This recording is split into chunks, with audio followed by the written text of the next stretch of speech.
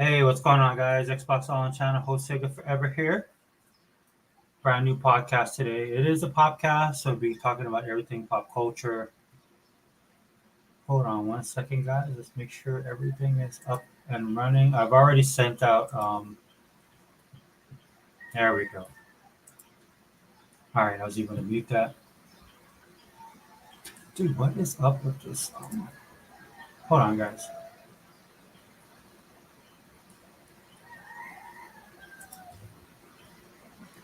There we go. Oh my gosh, dude, what is up with this? YouTube has just been a beast. I'm not gonna lie. It's like I don't know if it's me or they changed the format. I don't know what's going on. But it looks like everything's up in order. I will close that. I see. You know, I might have. It might be me. Of course. Yeah, it's me. It was user error. I should know that, dude. I work in tech, so I see that stuff all the time where people put in a work order and they swear it's not them and it ends up being them. And I'm a perfect example. Okay, well, we're up and running. Hopefully the volume's okay. Looks like everything's running all right. Again, this is the All In Popcast. Every other week I do All In Popcast where I talk about everything pop culture. And then the next following week I'll do something that specifically deals with Xbox. I tried to make a video earlier. I'm still trying to figure that stuff out, but making some changes to the channel. I think people will like it. I know I like it. And like I say all the time, dude, I got to do stuff that keeps me interested in doing these videos. The way that everything is right now, I'll be honest with you, I'd rather be playing Slime Rancher 2. But one of the things I do enjoy about doing the podcast is I get time to hang out with the brotherhood and with one sisterhood. Shout out to Dea. Shout out to Google Poll, who helped me do the podcast last week. And it's funny because something popped up in the middle of the podcast, but because the way I set the podcast up, everybody knows you can come here. Everybody knows you can speak their mind, speak their piece, no matter what it is. And the podcast will keep on rolling. That's what happened with me last week. Had some family. My nephew basically returned on island, and so I was able to. He called me, so I had to get stuff set up before him and my brother came over. And then after the podcast was over, about half an hour later, he came over and we had a good time. It was good to see him. Good to talk to my brother as well. I didn't see him in a couple months, even though we live on an island. It's funny, dude. You live on an island, you think you see each other all the time, and it's weird. It's just like anywhere else, man. Life happens, and you got stuff to take care of. You gotta go to work. You gotta do all these things, and time just keeps on moving by. Yeah, I don't see the title for this. Is it on there? Oh, there it is. Yeah. So again, like I said, all in podcast, we're going to be talking about DEI, which is the topic of the last couple months, and I've been enjoying every minute of it. I'm not going to lie, because of everything that's happening, and I think it's for the better. A lot of these companies are finally wising up to the fact that DEI, it's not a thing. It really isn't. As a person who's as old as I am, who grew up in the times that I have, I might have to do guys. I see that it's streaming. I'm gonna shut this down real quick on my YouTube channel because yeah, dude, I don't know what's been going on with the internet in our area, but it has not been. Yeah, it's been a problem. Normally it runs fine, especially where I live, but I don't know what's been happening the last 2 weeks. Maybe they're switching something out. I have no idea. Um, Dude, I can't see. It's really weird because I can't see anything.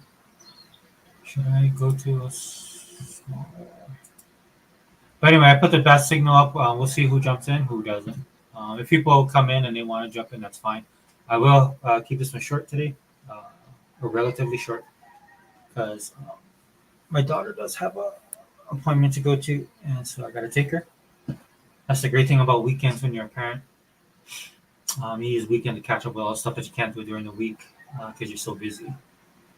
But yeah, so probably about think about what 10.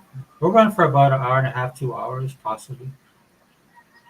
If it even goes that long, I don't know who's going to come in, who's going to jump in, and who's not, or if anybody's interested in talking about this topic. I find DEI absolutely fascinating. It's been going on for a number of years. A lot of the people who talk about it now, they're kind of fresh off the boat. They're new to, they're fresh off the boat when it comes to this topic. But this stuff has been ingrained in entertainment for over 3 decades. That they've been working on it, even longer. If I include um, the generation that I grew up in, but it was different back then. It wasn't really DEI. It was just people that had something to say. They wanted to say it, and they used entertainment as that medium um, to say the things that they wanted to say. This was true in comic books, not so much in gaming that I can recall. Gaming is pretty basic. Other forms of pop culture are pretty basic, but definitely in comic books and definitely in movies and television, entertainment industry. When people wanted to talk about a cause, they would do it through this medium to their audience. The difference between then and now, most definitely, is they didn't hit you over the head with it. Um, Back in the day, and I think one of the reasons why, if I go back to the '70s, especially, I remember growing up watching certain shows that had a message. You could see the message. The message was there. Maybe it didn't bother me as much because I was younger, but I definitely know that even though the message was in there, the show was just fun to watch. It was great. If it was a comedy, it was funny. If it was drama, you actually liked the characters. You're interested in the story. The difference between what they were doing back then to what is happening in the modern for modern audiences right now, as you like to say, is that back then I think the people actually liked entertainment and actually like comic books. They like working in those mediums. They like producing art. They like producing whether it's written or visual. People that did those kind of things actually loved the industry that they were in, and I think that's the big difference and why it worked back then and it didn't work so much. And it's not working at all actually in this day and age. And I say that because even back then, I'm pretty sure there were some detractors.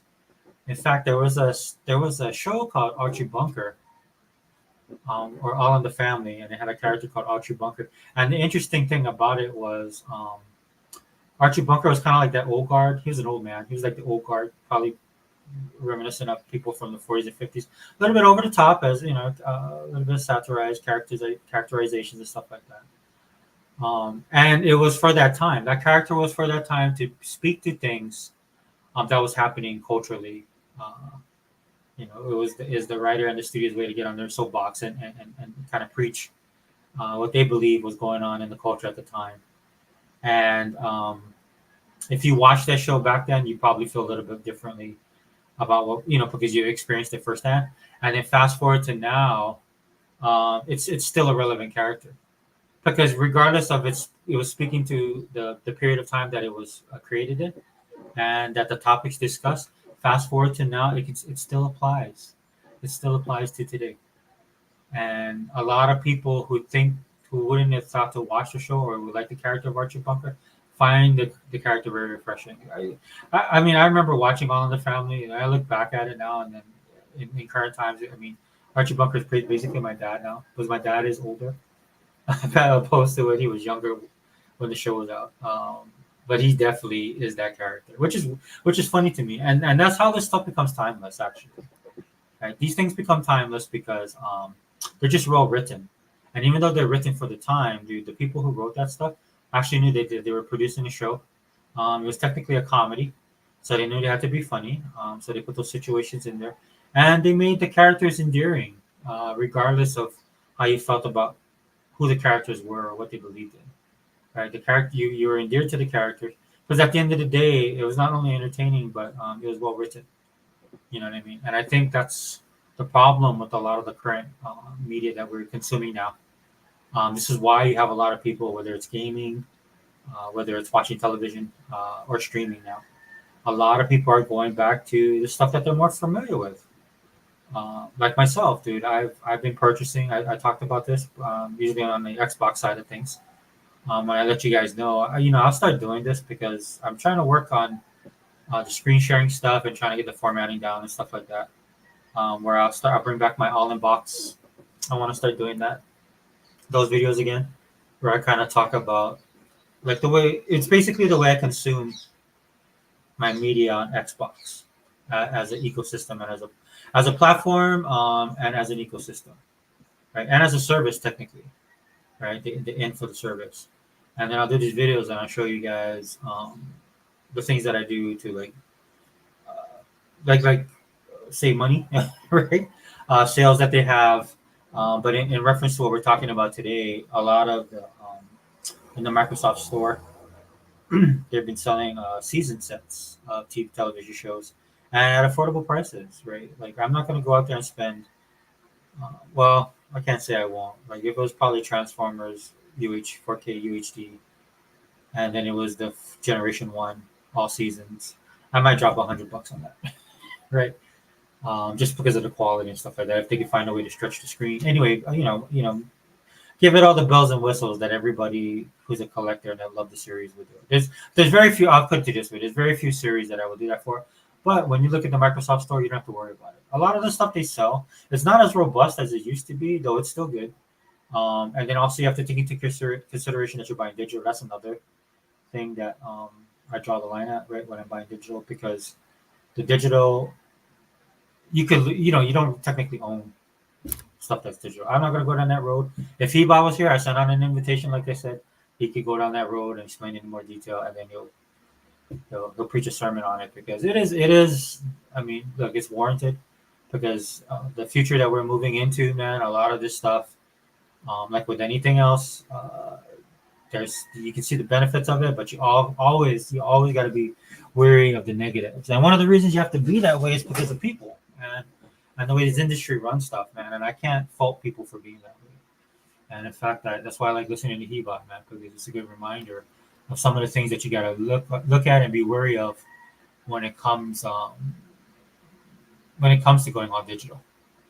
Uh, and it's across the board, man. It's just not gaming; it's entertainment. It's even in politics, dude. It's everywhere. But what I've been doing and what I'll show you guys is, like, I'll go on there. I just bought Stargate Atlantis, the entire complete series. I think I picked it up for $19. The whole series. I have no problem paying that price for it. Family Matters. There's just shows I purchased. A lot of my anime I've been purchasing full seasons at sale prices. Some of them I picked up when they're above sale price. Right? Like, but I won't pay the full amount for any other stuff on digital, because again, I have qualms about it, and just the money saving factor. I mean, a lot of people right now are trying to stretch their dollar, and that's why I'll do the series too, because I've been talking about the economy a lot on this channel. Right? But yeah, getting back to the point, sorry. But this is what people have been doing, like myself, or even when it comes to gaming, video gaming, retro gaming. Sega Man sent on him an invitation. If he comes on the show, he can talk about it a little bit more. Him and he bought. But if you guys know, Sega Man is a huge collector. He has a huge collection, man. He shows games that I used to have, no longer have. A little bit of jealousy, right, from my brother, but I mean, it's all good. And he's hardcore, man. He has stuff that a lot of people pay a lot of money for. I'll just put it to you that way, okay? And so in those cases, man, a lot of people are revisiting their past. And the interesting thing about it is a lot of the current generation of kids, I guess they're Gen Z or whatever. Like example, my daughter. Right now they're getting older, a new generation is coming in, but these younger generation of kids are actually listening to older music. A lot of it from the '70s, a lot of from the '80s, and a lot of from the '90s. '70s and '90s mostly that I see, because there was perennial things that happened in those decades, right? That would transition, like '70s transition to '80s.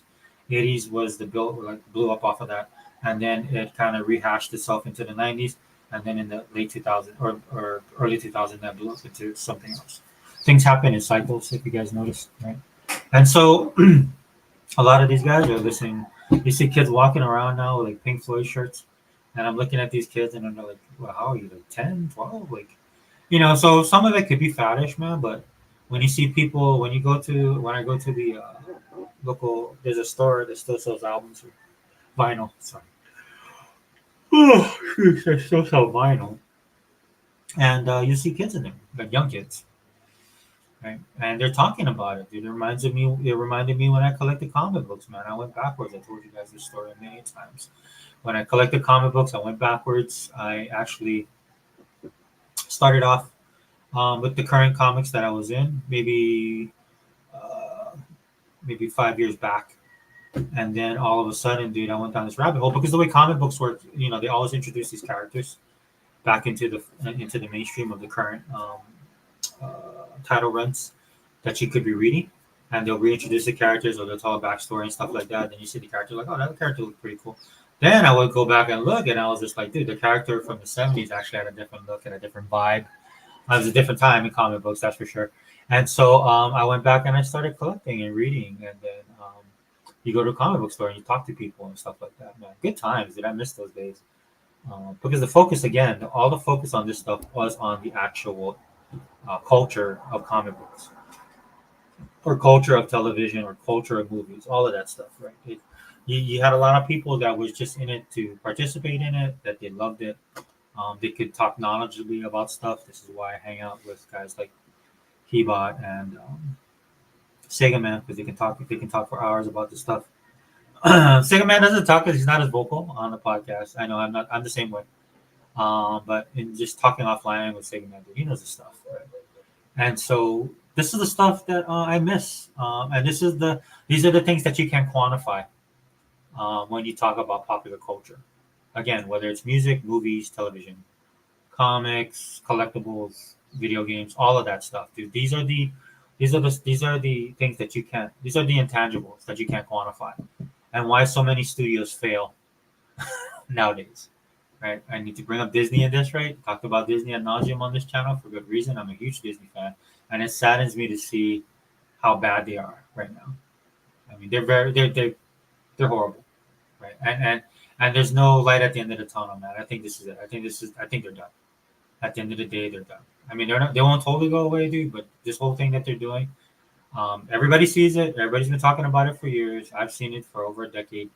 Some of the stuff they were doing, it always happens little at a time, little by little. I always say slippery slope, right? There's a slippery slope. Things go little by little, by little by little, and then all of a sudden, it starts to steamroll. It starts getting faster, better. It snowballs, and then bam, it just blows up. That's how it happens. And that's in everything, guys, right? And for the people, especially in this or I would say, I would have to say the millennial generation, right? Because these are the guys that are doing stuff. Even some people coming in from my generation, more on the left leaning type, right? Um, like they've been pushing hard for at least 2 3 decades on this stuff, right? Putting messages and wanting to basically what they want to put their messaging and their agenda out there into a lot of this stuff. And steamrolled. It steamrolled into all the stuff that we have now. And now you have all these $1 million companies just losing money hand over fist. And it doesn't seem like they can figure out why. And one of the reasons they can't figure out why is because it is a big problem, is because they're part of the problem. Right? They're the reason, and they can't see past their nose. A lot of these people, um, and I don't see them course correcting anytime soon, because they have a very serious problem with themselves that I see. That's kind of generational, right? Is that they can't see past themselves, number one, and they can't take responsibility, or they can't blame themselves or look inside themselves to have a moment of clarity. It's bad. It's actually really bad. Right? That's why a lot of times when you watch, because the industry hasn't changed all that much. You had the internet, the digital stuff, the influencer stuff like that. Yeah, that's definitely been a change. Um, Digital content, all that stuff. But at the end of the day, dude, Hollywood still promotes the same way, right? They have these phases that they go through, and that would include press junkets, advertising. They do events. That's why they were able to incorporate some of the digital stuff. A lot of the influencers, stuff that they put out on YouTube, all that stuff, right? They do all that, and but it's still basically the same thing, right? It's just they're pushing and promoting. Prior to these, to whether it's a game, whether it's a television show, whether it's a movie, they they've even incorporated Comic Con into all of this kind of stuff years ago. So they've done all this stuff, and at the end of the day, it's basically just them doing the formula with a little bit more bells and whistles, right? But at the end of the day, they have to spend money, they have to promote, they have to create, produce, spend money, promote, and then release, right? That's how it normally works, right? And through that process, Hollywood used to have it down pat. And then at the end of the product, that's when people would discuss whether yay or nay, good or bad, spend your money or don't, all of that stuff would happen at the tail end of it. And that's how Hollywood would be able to produce things and produce specific things in certain ways, right? And they were able to do that because there was a process and everybody followed the process. And then you came to the end of the process, and that's when everybody hashed everything out. And I'll be honest with you guys, I miss those days, right? Right. But we live in 2024, and there's things that been added to the mix, so to speak, to that process, and this is why Hollywood finds itself in the situation they are now, because they don't control the process anymore like they used to. They don't have those people that could manage things if things went wrong. Maybe a star went off the rails, went to a party, got wasted, or beat up somebody, got into a fight. Um, some of this studio promoting a certain image of a Hollywood actor, and then something happens. Somebody catches some paparazzi, catches someone. So that's the generation I grew up with. That's how then, and you would consume it because it was still print media. We didn't really have the internet back then when I was younger, and so this is how they were able to control the narrative. Well, we're in a digital age now, and all of that stuff went out the door, right? And some of that is good as well. You get to see stuff at firsthand. For me personally, you can make a better and more educated decision. That's what I like to do with a lot of the technology we have now, right? I have certain principles and morals and stuff that I believe in. And so if you're going to produce something that's antithetical to what I believe in or promote something that I actually think is evil, yeah, I'm not going to participate in it. And that doesn't mean I'm going to go on my channel and start, number one, I don't have a big channel. Okay. And even if I did, it's not for me to go out there and basically preach to you guys about what to do, right? It's your money, it's your time, you do what you want to do. But I'll give my opinion on it if I feel the need to. Right. And if you don't like my opinion, that's fine. You can jump, you can step. You don't have to watch my content. Right. You don't have to agree with me. You don't have to watch my content. You can just step. Right. And that's how I handle things like that, dude. Because I understand, dude, not everybody believes what I believe, and not everybody thinks the way that I do. Like I said, when I try to do my podcast, I try to keep it open minded as possible. You guys know I'm a pro Xbox channel. We can discuss certain things. Like I had T Reaper on the channel. Like he likes PlayStation. I have no problem with him liking PlayStation. He talked about PlayStation on my channel. I have no problem with him talking about it. Right. When you come to the forum as my podcast, you can do that. Right now, if there's other people on there, right, they also have the liberty and the freedom to speak their mind as well. And that's where the back and forth comes in, which I'm not opposed to, dude. It's not gonna be like a political debate where one person where a moderator prefers somebody over the other person. I'm not gonna do that. And the reason why I can do that is because I leave my stuff up about how I feel, like how I'm talking about this right now, how I feel about DEI. Because at the end of the day, man, when studios used to do this, they would deal with it at the end, but you can't do that anymore because, like I said, the process has been infiltrated and it's been broken, right? Like I can look at somebody's opinion on something, somebody I trust, and I can decide not to watch a movie or to watch a movie, not to watch a movie. Now, if I look at something and it's something that interests me, and regardless of what a person tells me, that it might be bad or it might be something I might like, but I'm like, I don't know, I'll still try. And then if I go and watch it, and it is exactly as the person said, then I'm like, okay, well, I just wasted my money, right? Or on the flip side, it could be something that doesn't bother me as much as that person, because at the end of the day, a lot of times, this is all opinion generated, right? What's sensitive to you might not be sensitive to other people.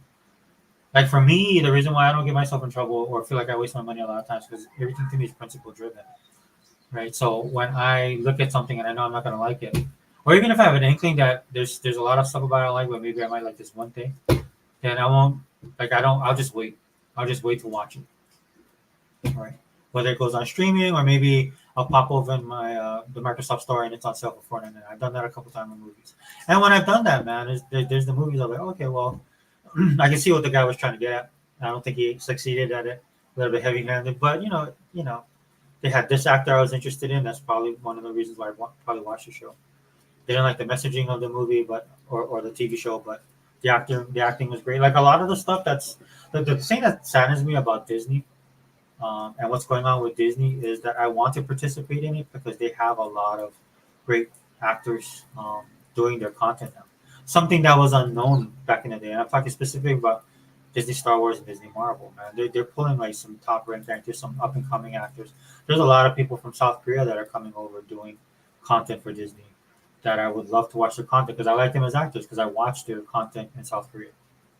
Technically Netflix, but all of that stuff is produced in South Korea by their studios and their writers, and it has that feel to it. Now they come over to the U.S., dude, and I want to support them. I want to watch it, man, but it's hard because the content that they're participating in, and there's nothing on them, and even for the majority of the actors, right, that are participating in it, they understand, like anything else. Marvel and Star Wars was the hot ticket, and back in the day, you as an actor, you want to take it serious as a thespian, right, to do those type of shows.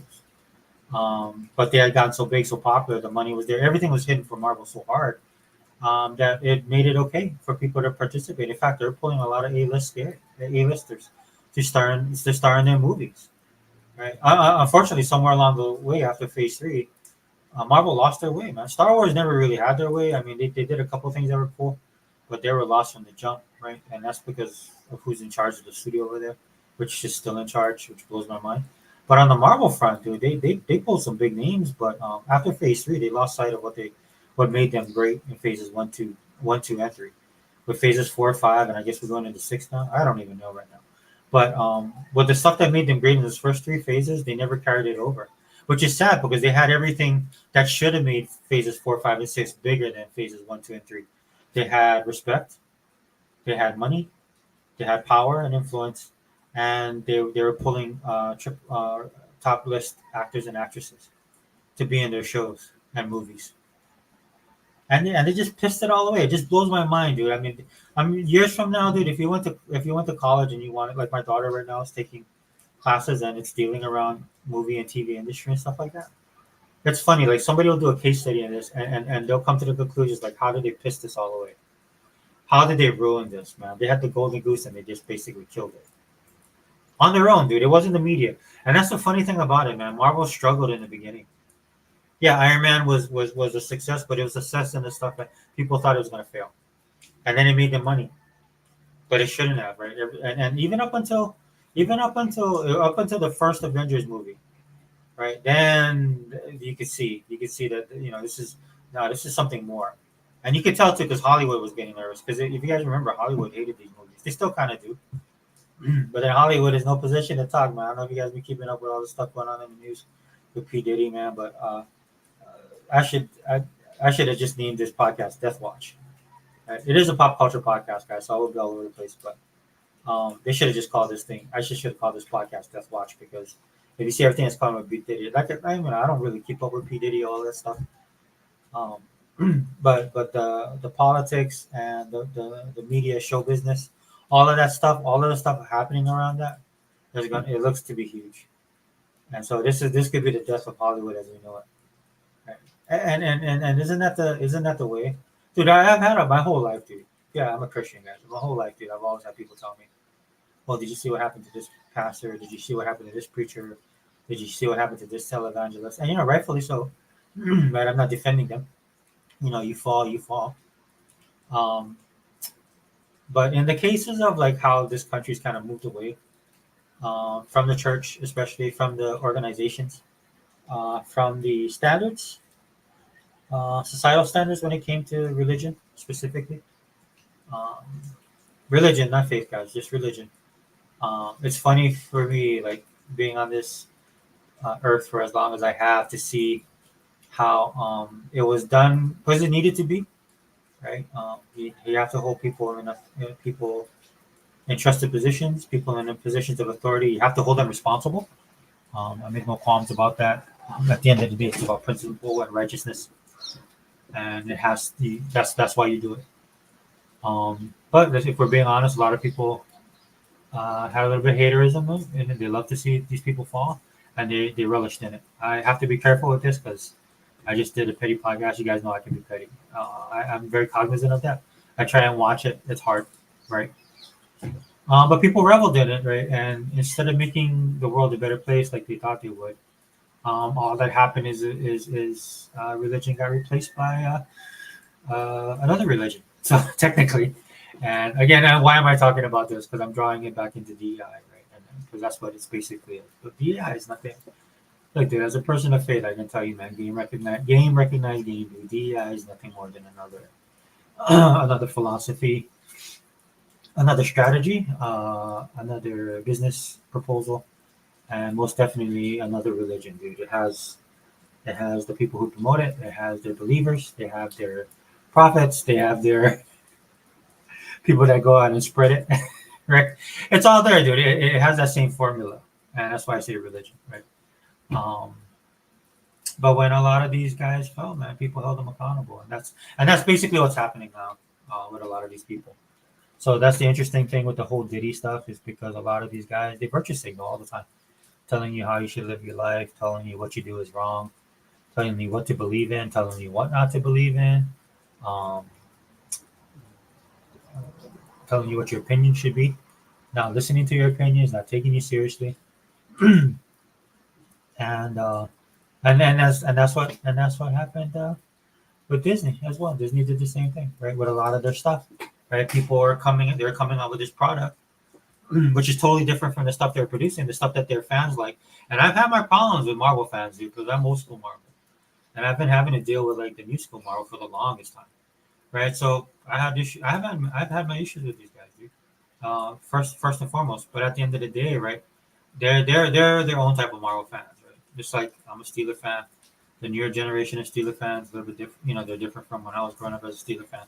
So it is what it is, man. So the interesting thing to me though now is that these same fans that would go to war with the old heads like me about the content and stuff like that, and keeping things, a little bit more to the comic books, find themselves in that position now with the newer um, people coming in and participating in their area of the Marvel universe, which is the Marvel Cinematic Universe, right? So I find it awesome, actually, interesting and awesome at the same time because now they're having to deal with the stuff that I had to deal with them. But anyway, the point being is that you know the fans that they garnered and all the credibility that they had, they just in phase four, they just pissed it all away. And why did they do it? Dude, for a message.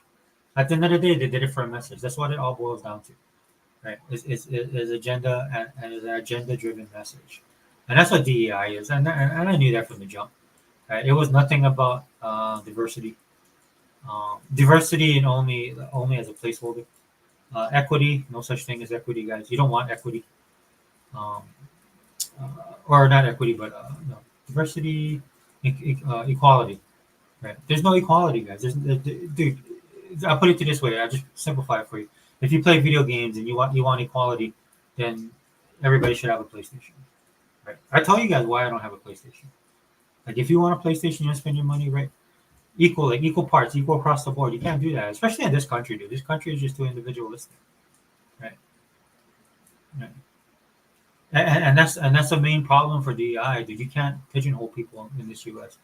The amount of times I see people now because of YouTube and because of influencers going to Japan, um, and talking about Japan as a culture, travel destination, all of that stuff, dude. Anime, all the video gaming. We do it in the group that I hang out with. We talked about Japan video games. But people are beginning to see Japan in a light that they never knew before. Most of it has to do with their society, right? Most of it has to do with stuff that happens in retrospect to where they live and how their society is, and they try and conform the two, and they they don't understand. It's I could do a video just on that. I actually might, right? Because a lot of times I even see it in the gaming spaces, right? These guys go over to a gaming event. They're like, "Oh, this happened in Japan, and nobody was looting, right? Nobody.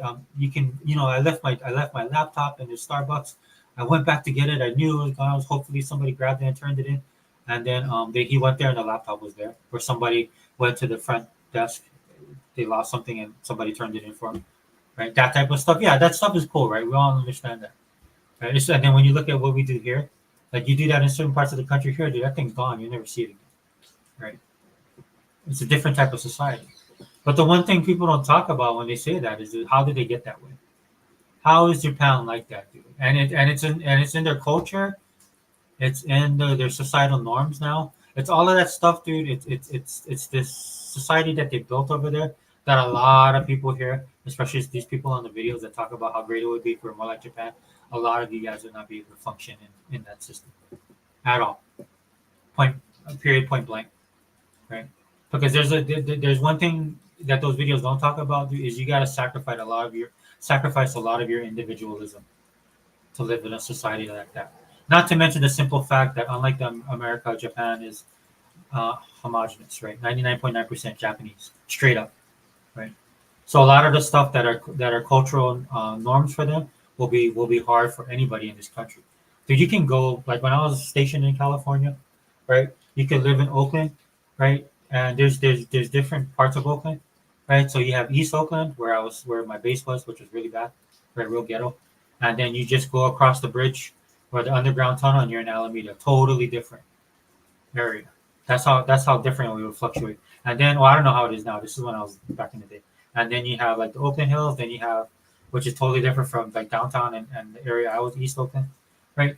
It's just that's diversity.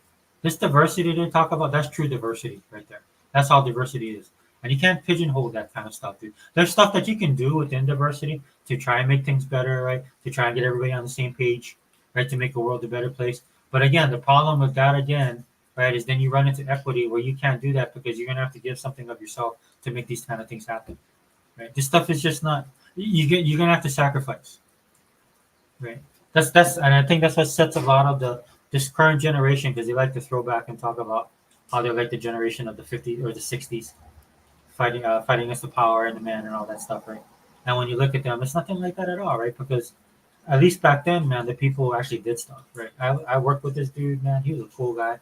He was a hippie, like in every sense of the word, right? But he was the type of person like he learned things, man. He was like a nomad, right? He wanted to be off the grid. He didn't want to participate um, in a lot of the stuff that was going on of his generation, and so he cut ties, man, and went off the grid. Dude got a van and just drove around, right? But he talked realistically about stuff, dude. In fact, if he'd be so funny, he'd be so popular right now, dude, because he could have a YouTube channel showing him the stuff that he did. Like he did stuff like he learned how to make his own medicine, his own soap, because he couldn't like just he had to take odd jobs here and there, but at least he'd take jobs that he liked. Like he worked on a farm picking stuff. He thought that was more natural, right? Then he would get paid, and he also would be able to eat the stuff that he produced, like that kind of stuff. I know, and it'd be hard to do it now, especially in this modern time. Number one, we're generations removed. I shouldn't say generation. We're decades removed from people that could do that. But trying to do that in this day and age, you see people do it, but you'd have to have a lot of land and space, and you know, we modernized so much. And again, this is what the problem with DEI is. We're just too modernized for it. There's a lot of people that talk about all this kind of stuff. Are they willing to give up their modern pleasures, the modern things that they love, right? A lot of people out here talking about, fossil fuels and oils and stuff like that. Still drive cars, still fly on planes, still use electricity. All that stuff is coal power. This is why everything costs so much money, right? Because you're paying for gas. Every time gas goes up, everything else is going to go up.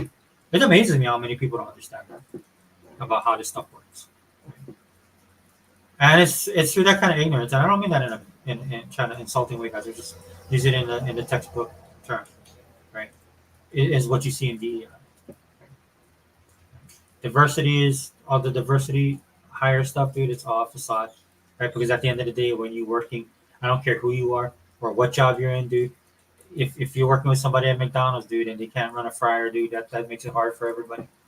You work in a $1 trillion company like Microsoft, right? And as much as they like to preach about diversity, inclusion, man, those guys have to have bona fides, right? Especially when they hit that $1 trillion mark, dude, they can't afford not to, right? So this is why a lot of the times they'll do the diversity thing, right? But that dude has to have the bona fides to be working there, right? Which kind of belays what the message is. And this is why DEI fights within themselves, right? Because even there's people that are hardcore, like, it doesn't matter as long as you have to have a certain quota that you got to meet as far as color, as far as race, as far as all this kind of stuff. But at the end of the day, if the person can't perform and there's somebody else that can do it, right? Where does that stand? And then a lot of it is tainted, guys. A lot of it, at its core, man, the diversity thing, it in and of itself, dude.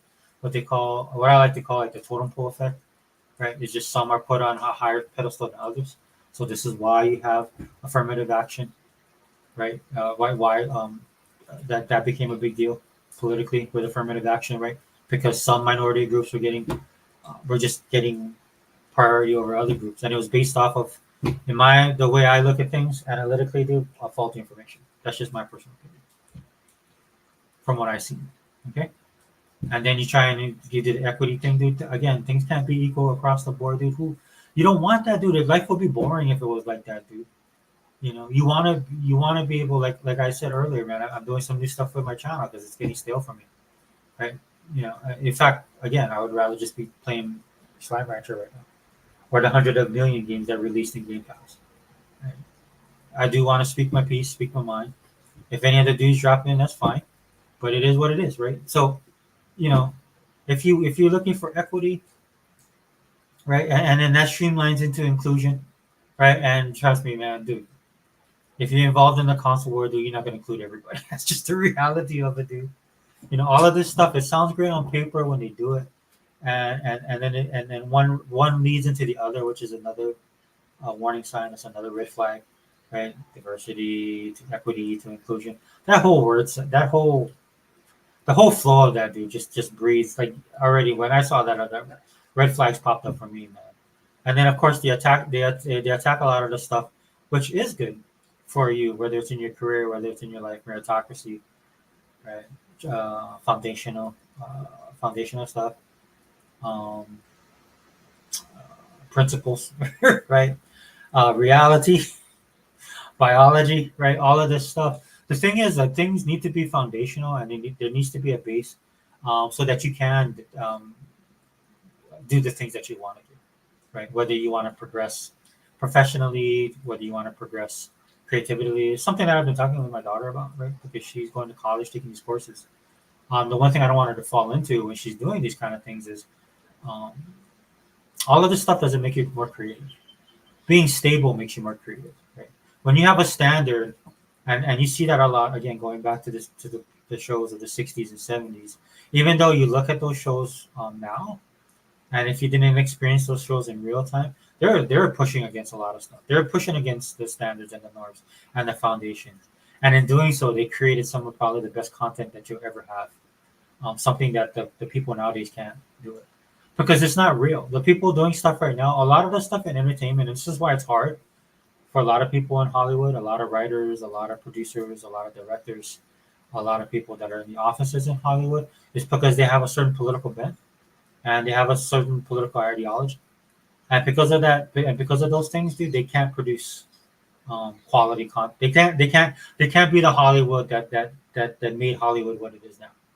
Because when you go back and you see the content they were making back there, they're pushing against societal norms and societal norms of that time, right? So if you force forward to 2024, the societal norms of this time, because of people's politics and because of people's ideology and because of people's agendas and because of people's foibles and all the stuff that they believe in, right? They can't push back, right? Because they agree with it.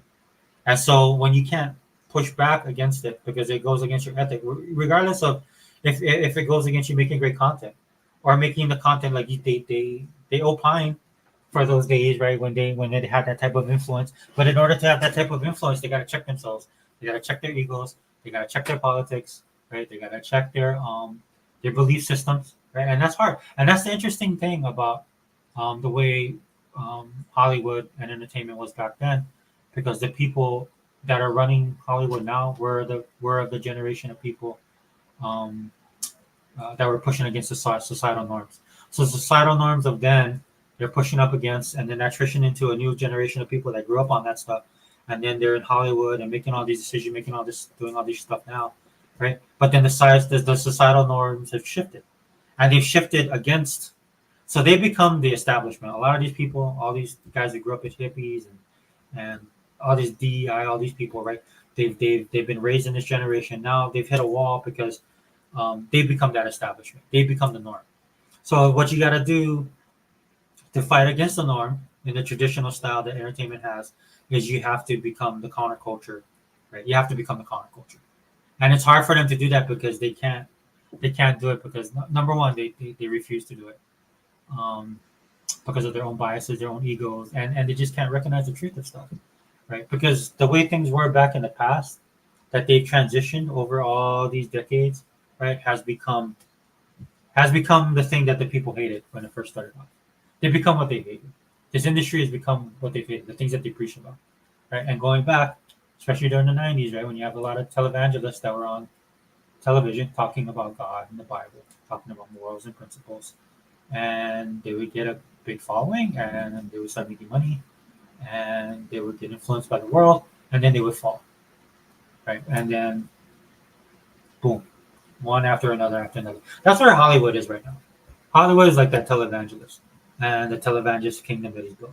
That's what Hollywood is. They spend years crafting all of this now, right? And because the people who normally get into entertainment and normally get into the industry have a certain political bent, or because they're in the industry and they don't want to fake backlash, like me, I do this on my channel, dude. You think, dude, I've lost so many people that I used to communicate with. Um, Not so much, you know what's funny? Not so much personally, because most of the average person doesn't really care, right? Right. But when you're in like, and I'm saying I'm an influencer, but I'm saying if you're in this field, right, you're gonna lose people, right?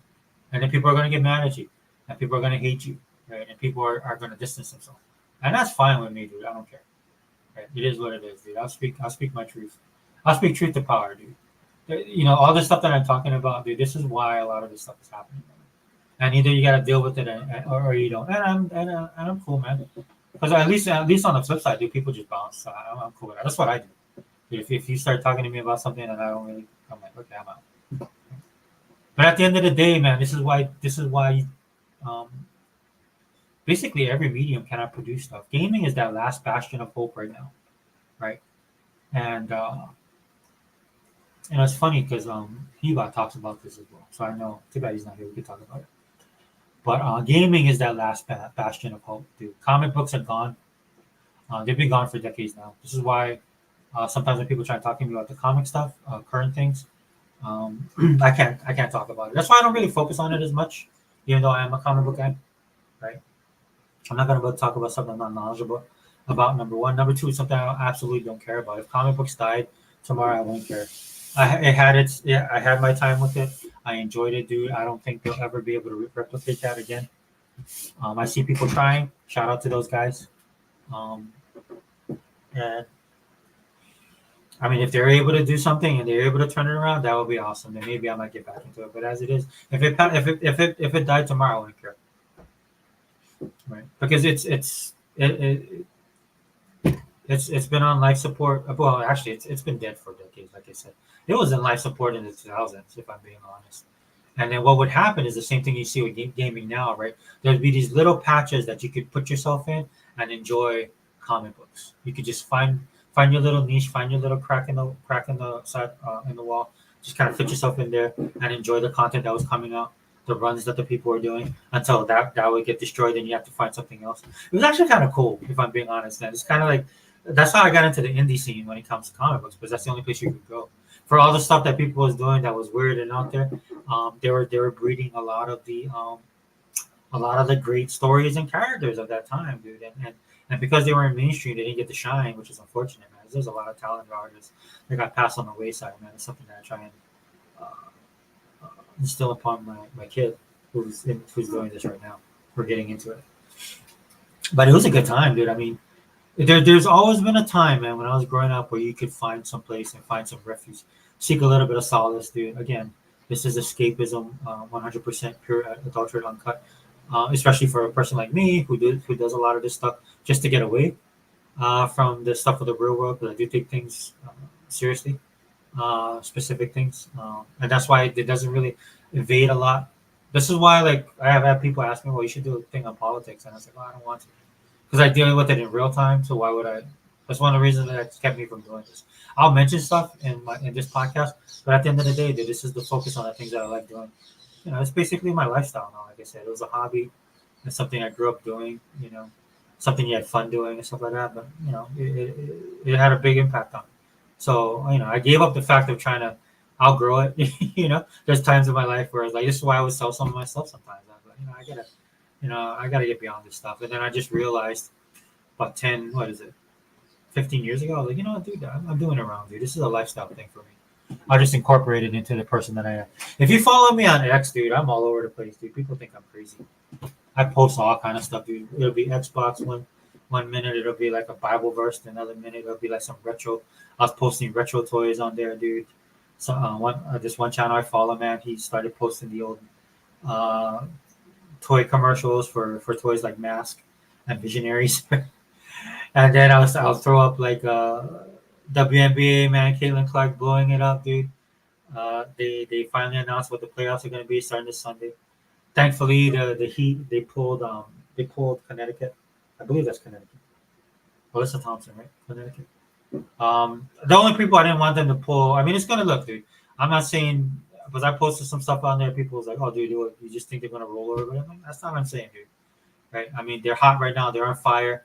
They hit it, but they hit. Look, dude, they hit a couple walls on their run, man, to make it into the playoffs, dude. They made it into the playoffs. They hit a couple walls, dude, and they still have some stuff they have to work on. I'm talking about the fever, right, with Caitlin Clark, man. I mean, it was great to see, dude. They matured a lot after the break, dude. They're firing on all cylinders. I think they have more potential to grow. I think this will be one of the top tier teams, like I mentioned all the time.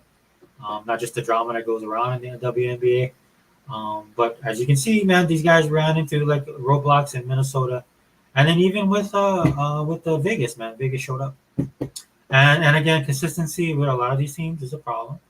But Minnesota is just look. Sometimes matchups just don't work. I don't care how good you're playing, you just don't match up well with teams. Minnesota at its heart, dude. I know a lot of people don't like the coach because some of the stuff she's saying. I kind of understand the coach why she says that, man. But she has an awesome team.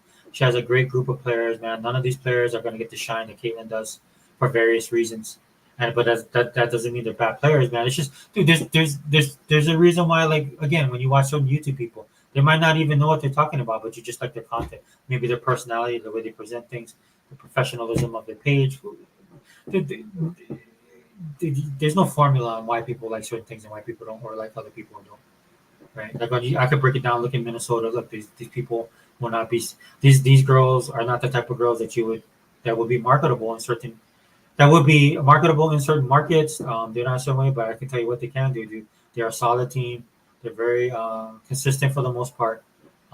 They're strong, right? They got some good side. They're as far as a basketball team is across the board, they're good. And when they play Indiana, Indiana does not match up well against them for various reasons, right? But the interesting thing about Indiana is Indiana can hang with them.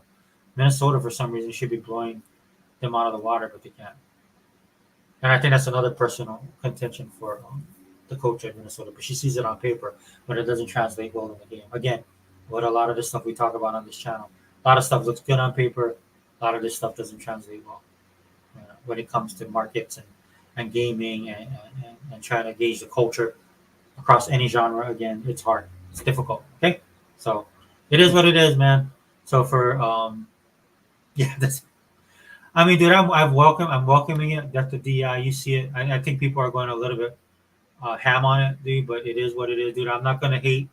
I'm not gonna make a video saying, well, they might have went to the extreme. Look, dude, you make your bed, you sleep in it, man. DEI was absolutely a monster of a thing, and it was bad because when you introduce some type of philosophy, right, that you want people to kind of understand or adhere to, right, or you have a point of view that you want people to actually take seriously and possibly come along with you and your point of view and actually put this into practice. This is what DEI was trying to do. Right? Already trying to do that is already, especially in this country, dude. It's just this country is just born out of just people rebelling. It's just the way the country is now. This is why America is where it is as far as where it stands in the world, right? Because you need that type of gumption, right? I mean, I know some people might not like that. I know I'm not that type of person. Some people will say like they don't like that kind of stuff when in reality they're just not like that. So that's why they don't want to deal with it a lot of times. Me, I don't care. Right? I understand who I am and why I am, but I do understand why these things exist, right?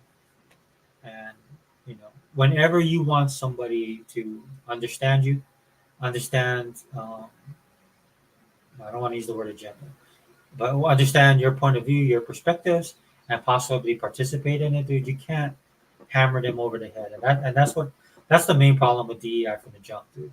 Right? There's just like somebody would say something, would explain what it is and why they believe it, whether it's quotas, representation, any of that stuff, dude.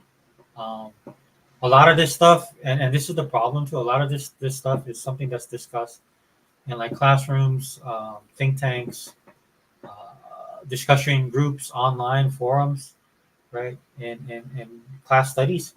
This is the stuff that's discussed, and you can do that. That's fine. It's just like how people do that with communism. People do that with Marxism. Right? They'll talk about it. It looks fine on paper. It's great in a discussion group, right? Because it sounds good. And then, but when you try to apply it in real life, that's when the problem happens, right? Because, the world and life is not a classroom. The world and the life is not online. It's not X online, right? Those are just avenues for people to speak out and give their opinions and debate stuff. But what these people wanted to do, they wanted to take that model and they wanted to apply it to real world situations. And the reason why these things survive well in discussions and at places of higher education and all this kind of stuff, because you're in a bubble, right? And then you're proofing or trying to, I don't know if they even do that anymore. Right? You're talking about this and you're discussing it and you're going all these different directions about it, right? But that's because you're in a safe environment. You're in an environment where you can do this kind of stuff, even online, right? You can do all this kind of stuff, right? But then when you try and apply it to when you try and take it and make it a real world application, when a lot of the principles and the morals of what you believe in have not been vetted, you actually, when you did the testing and stuff, you saw where this could be problems. This is why politically, when you watch people and they talk about it, right? You see political candidates, or you see the government, or you see certain entities within the government do certain things, is because they have looked at what would happen if they did try and impose or enforce certain aspects of DEI on certain people, on certain communities, on certain industries, right? When they tried to do it, they knew what was going to happen and they were ready for it, right? Instead of sitting there and saying, well, this won't work because if we do this, this will happen. They're like, well, we'll try and implement it anyway and then we'll do it. And that's what they did. They got heavy handed. So something as simple as, you guys know that I'm a pro Xbox channel, but a lot of the times, man, Microsoft, they would have put their stuff on there, and then some of their people were chirping in the beginning, but Microsoft kept it at a medium, and then they realized, look, we're Microsoft, we're a company for everybody, and we want to make money, right? So they do their little DEI stuff, right? But they don't, or at least in my opinion, don't shove it down my throat. I've never been censored by them. I've never had anything happen to my account. I'm pretty sure there's a lot of people that don't agree with me and my stances, right? On all the DEI stuff, or most particularly stuff of homosexual agenda, right? The gay mafia stuff, right? All that stuff. And so, but every month, every time of the year, there's parts of the year Microsoft will do this stuff, right? But they're not heavy-handed. They don't freeze my account. Phil Spencer doesn't come out and give us a speech on you're a bigot and you don't deserve to be on Xbox because you don't agree with A, B, C, or D, right? Which what these other people do. Right? Disney does it more than most. Star Wars did it. They went hands down. Dude, the process I told you about how stuff would be put out, right? It's broken now. So along the process, right, like when they're having a press junket, like they come out with a new Star Wars show, they're having a press junket, and they know people don't like it online because they see the online chatter. They're plugged in just as much as the fans. People are discussing it. They see it. So there's several things that you can do as a person who's producing something and making a product to sell to these people who are actually the people that are your consumers, right? People like to say fan base. These are your consumers too. These are the people that will create the buzz that you need on top of the media blitzes and stuff that you're planning to do and these press junkets. These are the people that get. This is why you go to Comic Con. This is why you do the things that you do, right? These are the people that's going to push your stuff forward. That's why you need the fandom, right? You want to push this stuff forward. Then hopefully it makes so much of a big thing that it gets the general audience tuned in to your product and wanting to participate in what your product is. Okay, that's the whole purpose of that. Now, when this happens and the consumers and your fans who are also your consumers are telling you, look, this is not what we want, or I don't think this is a good idea, there's several things you can do, right? And a couple of them I have no problem with. You can stick with your original vision. The studio can sit there and say, okay, no, but this is what we want to make.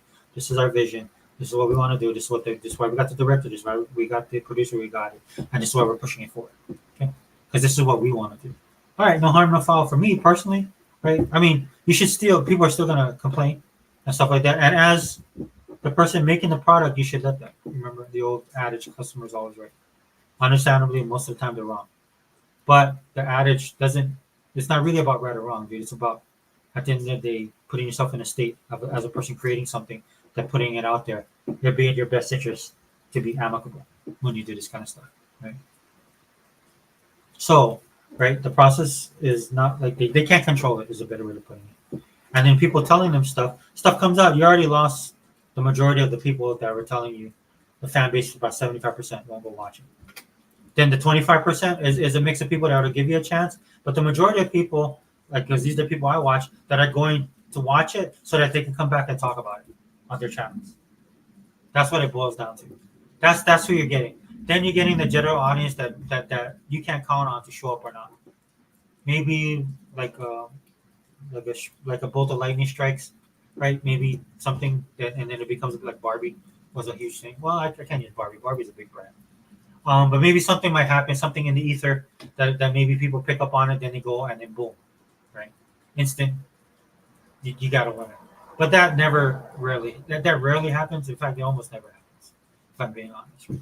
But the problem, my focus right now, the problem was at the beginning processes when they realized before they even did this, when they're in the planning stages, right? When they're in the planning stages, right? Because a lot of these writing rooms, man, if you guys didn't know this, a lot of the writing rooms they have teams of people, not one or two. There, I think 4 writers is way too much.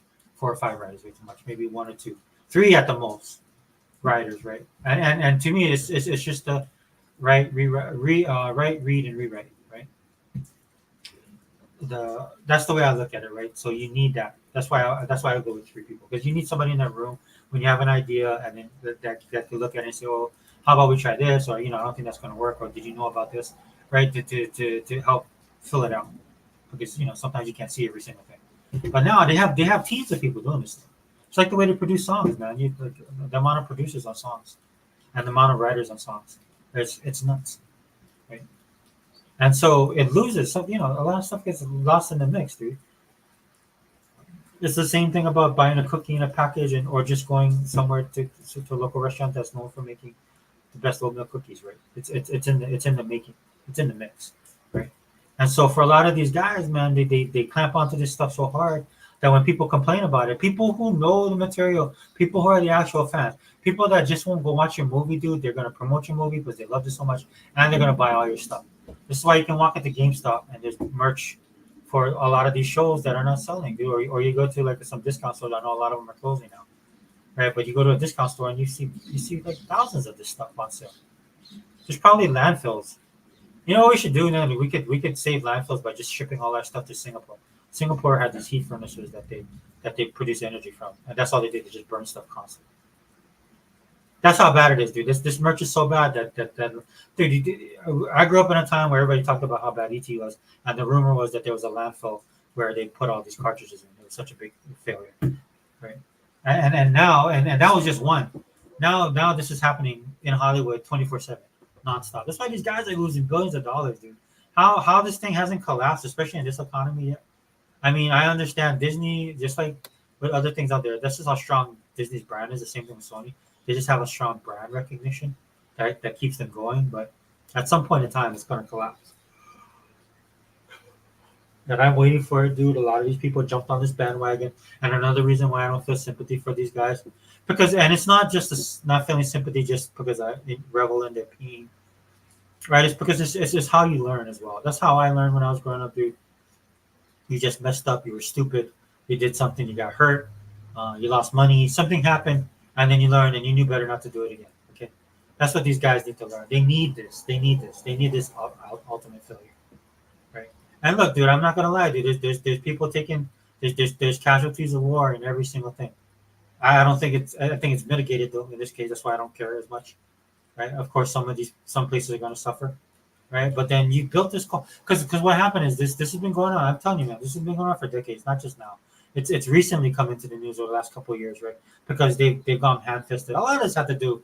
Look, I want to get political on this. I know you guys don't like to do. A lot of this had to do when Trump got elected in 2016, dude. I saw people absolutely lose their mind, and they went pedal to the metal. A lot of these liberals, a lot of these leftists, right? And then that's how they were revealed.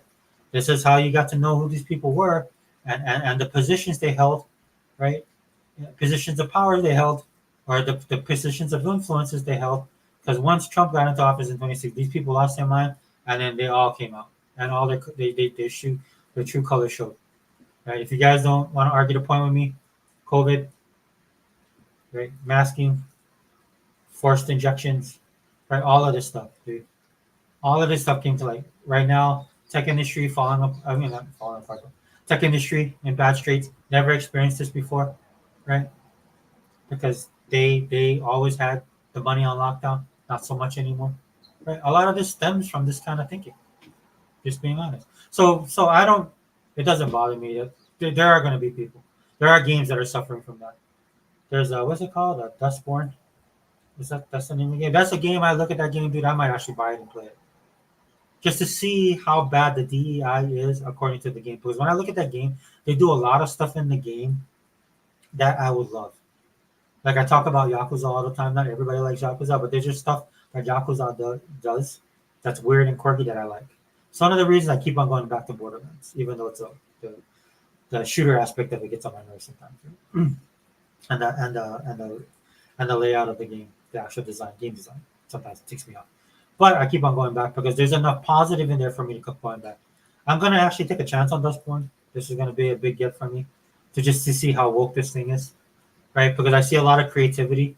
I see a lot of tongue-in-cheek stuff where it could be like the Mel Brooks movies of old, something like Spaceballs. Spaceballs was something that would make fun of a lot of the science fiction genre, but it actually got a lot of people who are hardcore science fiction fans actually ended up falling in love with it because though it was poking fun at it, at the end of the day, dude, it became part of that culture, right? Because it spoke to things that people love. Right? I see that a lot with oh dang, I just had that show on the top of my head, Starship Troopers. So I watched Starship Troopers as a movie. I didn't know there were books. Right, I saw Starship Troopers when it first came, and I love the overtop, love the campiness. The people call it propaganda. I just love all that stuff. Loved it for the. I mean, I just loved that movie for the longest time. Then I started working with my friend, and my friend told me, "Did you know that those are based on books?" I had no idea. And he can't stand the movie because he reads the books. And I didn't realize until I got audiobooks. I didn't read it, so I was listening to the audiobooks. Yeah, the books are way different than the actual movie. In fact, I'll go as far as to say that the movie was probably trying to discredit the books by the way that they approached it with the movie. But the reality of it is, though, sometimes when you make art, dude, you just can't help it, and you can't help how people consume your art. For somebody like me who's listened to the books, not all of them, I still got a couple more to finish, which I should get back on. But I ended up loving Starship Troopers in print form, audiobook form. And then I still love the movie because I can make the correlation between the two, and they stand both as separate entities, even though they occupy the same universe. And I love both equally. And the books even more so, in a sense, just for various reasons. Like the books more so because, of course, you get the more detail, the more seriousness of it about what the guy. You just actually get into the peak and what the author really felt, like what his politics were, what his upbringing was, all that stuff, dude. Is translated that much. Like I looked at his biography and it didn't surprise me one bit, but because of his writing, it's all strewn within his writing, which I can appreciate. And I guess the person I can't remember his name, but the guy who did the movie probably didn't like this dude or his books, and that's why he made the movie the way that he did. But when I watched Starship Troopers, man, I love the movie just as much because of it. Because it's supposed to be a lambasting of the books and in my opinion, the director, the creator, and the books. And to me, it actually becomes kind of this little love letter in some kind of sick and twisted way. Right? It kind of endears because it becomes a caricature. Is what is a better word to put it. It becomes a caricature, right? Like if you get a caricature done of yourself, dude, it's overblown. Somebody might like an artist might take a feature that you have that stands out that you don't like and then blow it up. That's why I call it a caricature. But because of the way that they make the caricature, right, it can be endearing as well.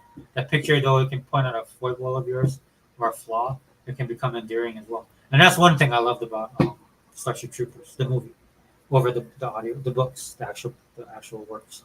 Um, right, and so that's why I'm not gonna look. I'm sorry, dude. There's gonna be casualties of war in this, right? But you guys was pushing so hard. Anytime somebody would come up with a question on something, dude, there was automatically a racist or a bigot, which I found rich dude becoming called a white supremacist, even though I'm not white, right? Right. And what it is that it dilutes it, right? Because it's not anything to do with your color or your race, dude, or you're questioning color or race. It has everything to do that they can't answer you, dude. This is like seventh and eighth grade 101. That's what all of this stuff feels like. They don't have a good retort. They can't answer you. They can't respond. And on top of that, they do the name calling and all that stuff. And on top of that, dude, they understand that you're not gonna like their product, and so they take it as a personal slight, and then they come with the insult again on top of that, and then they try and cancel you, man. And that was the biggest thing that came for all of this stuff, um, which is why I think they need baptism by fire. They need that righteous indignation, dude. They need to get people.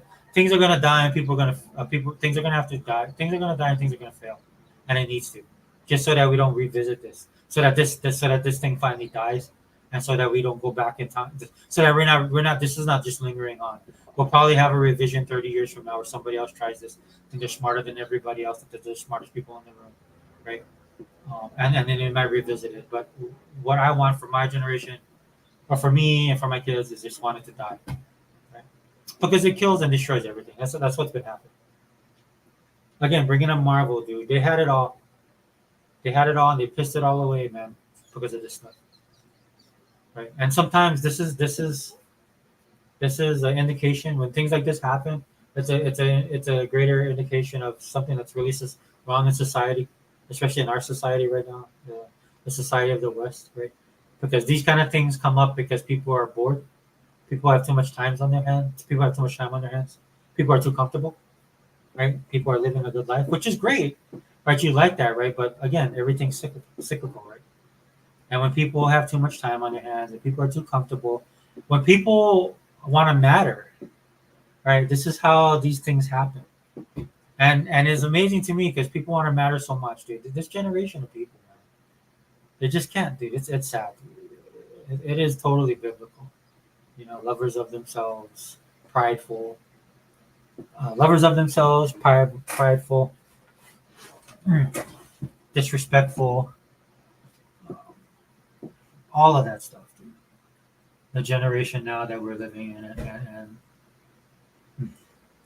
that's why even the most minute thing matters, right? Like to represent. It's weird to me, man, dude. I read comic books my entire life. Was it cool to see? I remember the Avengers had Pele. I think it was the West Coast Avengers. They're in Hawaii for some reason. And Pele, they used the goddess Pele, and I was like, oh, that was pretty cool. But I didn't need that to define myself as a comic book collector or as a person who read comic books. Right? I just thought that was kind of cool, and they did an actual good job. They made her like a superhero, right? Which is cool.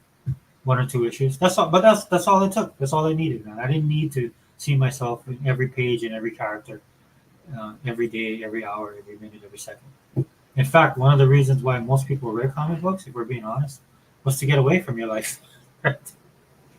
Right? This is why Marvel were able to identify with so many people, right? Because they knew that. And Spider-Man, case in point, Spider-Man is pretty much a timeless character because of that.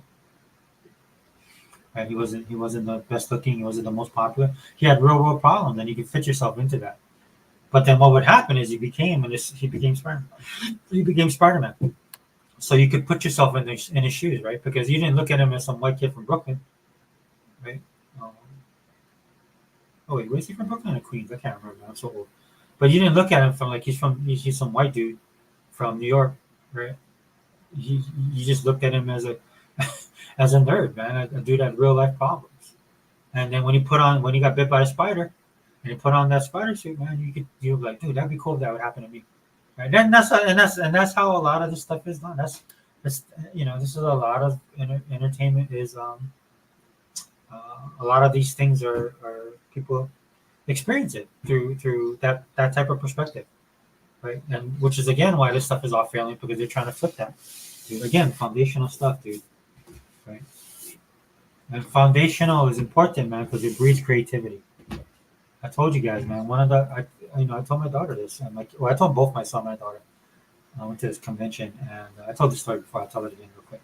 I told my kids were talking to me about it, and they're saying a lot of people say that Batman's hard to write for, and I told my kids, no, it's Superman. Superman's hard to write for. Superman's hard to write for because he's so formed as a character, right? He has principles, he has morals, he has a set of standards, and so in writing for him, to me, it would be more of a challenge to write for Superman because you got to work around that. Where Batman, he can always, if you look at some of the stuff they do with Batman, dude, he's even though he's presented as a dark, brooding character, dude, there's so many ways you can work around that, and people have, dude, and it's been awesome. It's been awesome. It's Batman has a certain structure to himself as well. But Superman to me, he's the archetype man. He's archetypical man. He's the person. Um, he's the prototypical hero that applies to the hero story, and that's why when they try and do things outside of the norm, and I'm not talking about creatively, taking liberties with certain stuff, but when they try and change the character at his core, that's why it never works out. And then the thing about Superman, again, like I say all the time, he's generational. So there's people that grew up with him.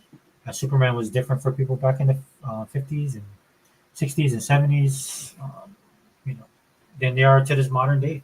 So, that's another thing you got to worry about. Then if you're going to do it in movie form, you got to worry about Christopher Reeve. You always have that standard to me, right? It's unfortunate that they got rid of Henry Cavill because I think he could have exceeded that standard. I don't know how this new guy's going to do. And on top of that, James Gunn is right. I don't know. Anyway, I'm going to go down that rabbit hole. But that's my point. Right? This stuff just needs to die. It's killing creativity. It's killing discussion. You can't have discussions with people about games and stuff like that. Assassin's Creed is one of those games, right? It has an interesting premise, something that I think would be interesting for most people, right? And then Ubisoft went and put their foot in their mouth, right? Ubisoft was being Ubisoft, right? And I'm like, okay, I don't, and I've already had my things with Ubisoft. I did, I'm gonna play Valkyrie. I have that game. I bought it because I want to play because it's about Vikings, right? But I've had my up and down with Ubisoft as a company as well, man. Because it's kind of like EA does in Battlefield, right? Like the last Battlefield EA did. It's just like, you're known for a certain formula, or you're gonna claim certain things. You should stick with that standard. If you don't, and I'm not saying okay, so and if you don't want to, then then I'll bounce. How about that? Right. So that's what I see happening a lot of the times with this, man. And so because this is all driven by this stuff. Right. So I'm gonna get Dustborn because I do want to try it, dude. And if it's probably one of the I don't really talk about do review games. I won't really review. We'll have a game discussion. That's how I keep it on my channel. But I'm really interested in playing that game. I might fork over the money just to play it, unless you guys know what I think about it. And I won't come at it from I mean, I'll be honest about it and I'll lay it out there, but I'll be as fair as possible with the game. Right? Because I can tell right now, there's just some stuff. The quirkiness of it, I like. Right. There's some features they have like this comic book type of format that they're using within the game. Like when you make choices, you have decisions to make. Like I like the banter between the. I mean, I only saw a little bit of. I don't know what the content's totally gonna be, but I like the some of the stuff I saw. I like how they reacted with each other, and then at the end of the day, they kind of panelize it, and then boom, first issue. Like they do it in that comic book style format. It's one of the reasons why I like that one. Ultimate Spider-Man was it? They did that, which I thought was really cool. So little things like that is what's going to draw me to actually buy the game, regardless of what the content is. And if the content is what I thought it is, then I'll let you guys know. Right. So, but I definitely thought, but there's just so it's one of those things where the positive looks to outweigh the negative. Now, if there is just one negative and 10 positive, but that negative so big that it overshadows the rest. But I will be fair and I will be honest with you guys because it looks like a very creative, the creative process behind that game I really like. Because it reminds me, right from the jump, it reminded me of Yakuza. From the jump, it has that type of quality. And other games I like to play, like Plucky Squire, just dropped. Right, it has like this theme about a squire, and it's going to go through these different worlds. Looks like it's got to save the kingdom or save the princess, but because of its formatting and stuff like that, and the way that they're presenting it, and the premise of it, right, you're going to be going through all these different types of whether you're on a book, a drawing, in real world, right? And then looks like they're going to incorporate a lot of the stuff that I grew up with playing, a lot of the classic type of gaming genres, right? I guess that's what people are talking about with Astrobot. Like it borrows a lot from other great games. So it looks like Plucky Squire. Like for example, in one of the videos, looks like there's this mode we're gonna be playing Punch Out, right? And then there's this thing that looks like Jumpman. I don't know. I don't know if it is or not. It's just sparsed in between the video, but it looks interesting, dude. It looks like something. Dude, I'll definitely go check it out, and we'll see how it is, and I'll talk about it on here. But yeah, dude. So that's pretty much all I wanted to talk about. I'm a pro Xbox channel, dude.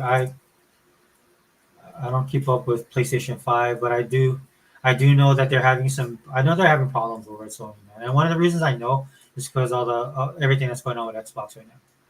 So if you guys want to know how bad things are with Sony, you guys, I'm pretty sure a lot of you guys know about the announcement they made for the price of the new PS5 Pro. Didn't sit well with a lot of people. Yeah, there's the true believers out there. They sold out. The pre-orders are all sold out. Big whoop. It's probably scalpers. And of course they have a core base, hardcore base of fans.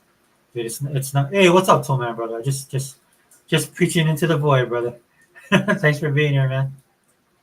Uh, I'm gonna go. I'm gonna shift from. I'm gonna shift into the PlayStation aspect. Um, but thanks for being here, dude. So you have, so it's gonna sell, dude. But it's in that longevity, right? Like I saw that one article where I saw where they said 61.4 million PlayStation 5s shipped, only 28.3 million Xbox Series S and X sold. Right? And I looked at that, and so I wrote on X. I was like, I said, even when they said shipped maybe, shipped maybe. If I'm being nice, maybe, but sold, no way, not in this economy. There's no way people, especially because where's the transition from 4 to 5? I'm not seeing that.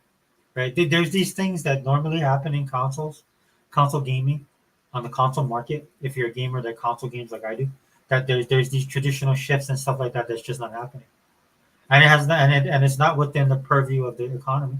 I've already looked at that. Right? There's these certain uh, trend, these trending certain trends that should be happening are not happening. So I call BS on that.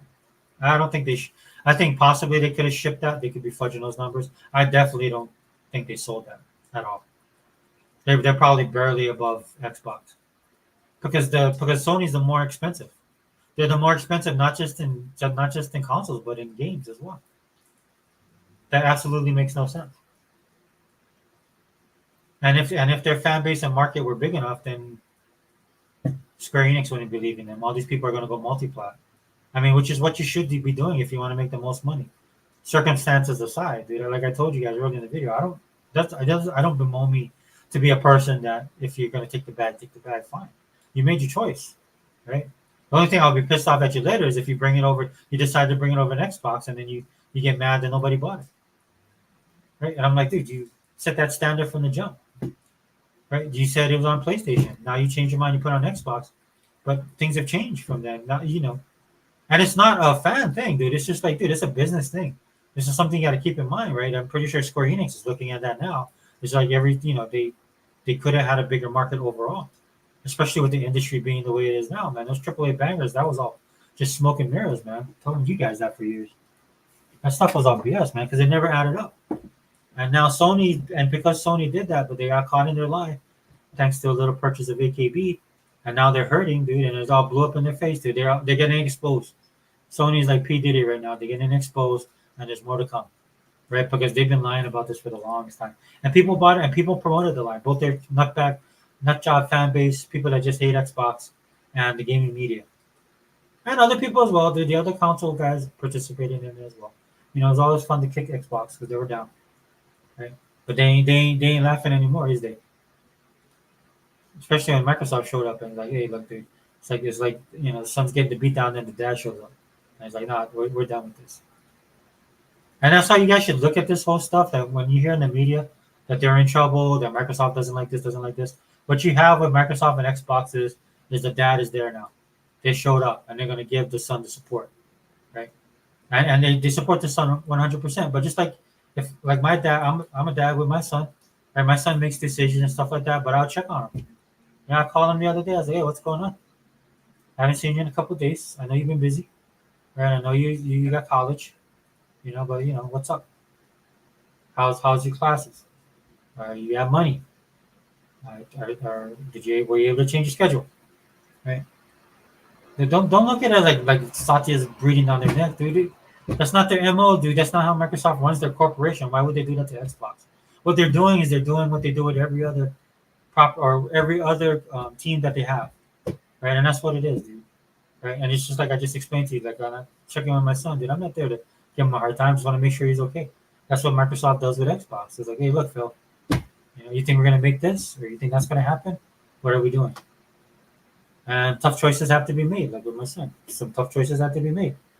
Didn't agree with a couple things he decided to do, but I also realized that I won't be there 100% of the time because he's not a little kid anymore, right? So don't listen to all these people that sit there and tell you, this yada yada yada. Like these guys, my insider said this. That don't insiders don't mean absolutely jack squat anymore, dude. Because most of the stuff that these guys are right on, we could speculate ourselves, and then the stuff that they're wrong on, they never apologize about. Because the stuff that they're wrong are huge. The stuff that they're wrong about could get people not to buy a console with all this crap that they're talking. Right? And this is what we're going to talk about on this channel. This is why I did this. PlayStation, dude. I told you guys, man. They're getting a wake up call. I thought one thing I thought that was pretty cool is they have the PlayStation, the PS5. I think it's the ugliest console, but I think it was kind of cool of them to do a refresh with the generation, the first PlayStation, the PS1 generation. Like if look, I'm not gonna lie, dude. Xbox does that. I'm happy. I love it, dude. I bought the Duke controller. I love that kind of stuff, dude. I'm not gonna be hypocritical, right? But they got bigger fish to fry, dude. They got bigger fish to fry than that, dude. It's because their whole roadmap got blown to smithereens. Because they didn't really have a roadmap, dude. They had one road. They didn't need a map, dude. They were just on one road. Got blew up in their face. Now they're paying for it. Lost $400 million on that Conquered game, a franchise, I should say. When it's a game, it's a couple, maybe 50, 70 million, maybe even 100 million, 110. When it's 400 million, it's a franchise. Okay, this was something that they invested in, that they were going to build out. If you guys are nerds like me, you see it all the time. You see it with Star Wars. You see what's happening with Warhammer, right? The new Warhammer game, which I have not bought yet, which I want to buy, but I want to buy physical. It's worthy. It's worthy of a physical purchase, and then I'll probably even buy it digital because it's more convenient. It's more easy. But I'm wrapped up in other games right now. But look at what they did with Warhammer, dude. That's how you build a franchise. If Sony wanted to know how to build a franchise, it's odd that the person they consider their competitor who made Halo is a perfect example of what to do and what not to do. Right? But they took all of that and they did everything wrong. I don't know why you would make a game like Conquer that's supposed to be that looks like a clone of Overwatch and not even as good by most people's accounts. Right? Again, they went into the DEI stuff. For those of you guys who want to deny DEI, is a death knell to all the stuff that's going on with not just video gaming across the board. Right? There's another proof. Right? These dudes want representation. Right? This is again, this pop culture is built on escapism first and foremost. Right? And you know what? Okay, so it's based on escapism first and foremost, right? So you're creating these characters for me instead of allowing me to create the character for myself in my own mind. I told you guys that story about Dark Tide. One of the reasons why I love playing it, and I go back and keep on playing. Hey, Mr. Kima, what's up, my brother? PlayStation has no preview program for gamers to get feedback on their multiplayer games. True, Mr. Kima. I'm curious to see what they're going to be doing at Tokyo Game Show. The Tokyo Game Show, I was surprised they announced they're going to do something. I mean, what are they going to show? I mean, you see how much the PS5 Pro is going to cost. I mean, maybe they got a rabbit in their hat, dude. And that doesn't take much. Let's be honest, dude. They could announce one new game and it'll be over for Xbox, right? Xbox could have like Xbox could be at Tokyo Game Show and announce that they're buying Sega, right? And then on top of that, they're going to be working. They're going to open up a new division in South Korea and show a bunch of games from independent developers in Southeast Asia, and all Sony has to do is announce like one brand new game, and it's all over for Xbox. Xbox is done. I could just see the headlines, dude. I'll do videos. I tried to do the video. I tried to channel my inner unlimited production. I don't know how well it's going. I'm still working on it. But I'm gonna edit and start doing videos, and I'll start doing more. I'll bring back my media blast because it'll be full throttle, man. You know it is, bro. You know these guys will be stepping again on Xbox's grave, which to me is funny, right? I mean, let's be honest, dude. Sony's in the situation they're in now because of the simple fact that they look at their fan base and the company looks at everybody else as opposed to working on themselves, especially their fans. That's why I have no sympathy for them. But yeah, thanks for the comment, bro. Because they're not a multiplayer company. They've never been known for multiplayer, right? This is Xbox's case, dude. Xbox is known for particular things. So what does Xbox do? They did the R&D, right? They talked to the people. They went with the ID Xbox program. to get a better feel. They learn from the people as much as they help the people. They also learn from them. And then, of course, they did the big buys and brought the people in. And so changing the culture of Xbox of just being a shooter box. They've been doing that for years, actually. But they're going to be the box that has everything, the all-in-one box. Again, the all-in-one box, Xbox One, going back to basics, going back to the roots, going back to the original plan, and I love it. I'm here for it. What's up, Daniel Berry, man? Yeah, dude, our girl, she's in the spotlight, lighting it up, dude. I can't believe they left her off the MVP. They should have put her on there. Didn't say she has to win, but she should have been on that ballot. She absolutely changed the WNBA for the better, even with all the drama, dude. Even with all of that, they drew more people in. They're breaking records. Other players are getting the exposure. That's what I'm hoping for, because there's a lot of great players in the WNBA. Again, wish I would have been watching this like 10 years ago. With 24, yeah, about 10 years ago. I miss Candace and all these guys. I heard their names mentioned on sports channels. I've seen them on something. Just never paid attention, and missed a lot of great basketball, unfortunately. And it's not about, and it could have been, the games could have been, they might, and WNBA as a league might not have been popular, and all their drama they would have dealt with dealing with these guys when they're doing their politics and crap like that. But at the end of the day, man, well, I'll just say this: I'm here now, looking forward to the playoffs, man. I don't know how you feel about Indiana pulled Connecticut. I think that's a good pull for them, and I think they got a chance to advance to the next round, best out of 3. So it'd be interesting to see how they. I'm really looking at Indiana, man, and seeing about their consistency. 3 games, man, how they handle the pressure. Playoffs is a whole nother beast, and they could show up, man. They could show up guns blazing, man. We'll see, and we'll see if they can maintain this streak. They lost a couple games, right? But hopefully they learn from those games, man, because the teams they lost to are all in the playoffs, and that was a good maker. I said this from the beginning of the season because I watched Minnesota just because their games were always on. I had to pass, and for the first couple games I watched, man, I was really impressed with them. So they've always been a litmus to me for Indiana, the Lynx for the Fever, and you can see where the Fever never really able to get over that hump. So if they meet in the play, I'm glad they didn't pull in first round. I'm just glad about that. And you know what? Look, dude, things can happen in the playoffs. That's why we watch it. You never know, right? I'm just doing it technically, analytically. But Indiana could show up and just shoot the lights out. They just be on fire, and then another team could have a bad day. So you never know, man. But that's what makes sports exciting, right? But thanks for being here, Daniel. Appreciate it. And but if PlayStation continues on this road, dude, I'm just waiting for them to die. And so that's why, again, when I talk about the media, I'll be doing these videos. Because the gaming media, they see that Sony's in trouble, and they start doubling down. And that doubling down usually means attacking Xbox. You have fans even coming on and saying, I know Unlimited did a podcast. I didn't get to watch the whole thing. I'm at the end, but I have to do my podcast for today. Great podcast, but I go check it out. But Unlimited talked about that. Yeah. These dudes just double and triple down, man. They don't. I don't know if it's a reflex about at this point when it comes to Xbox and PlayStation, right? So what ends up happening, dude, the PlayStation's got like PlayStation. I don't know, dude. Like Dale said it last week, man, and I agree with 100%. PlayStation's in trouble. They really are. They were like a company living paycheck to paycheck, man, and that's all gone. Dude, they're in this situation right now, man, where I don't think they see any light at the end of the tunnel. All of the stuff that they're doing, dude, they have that in works for a while.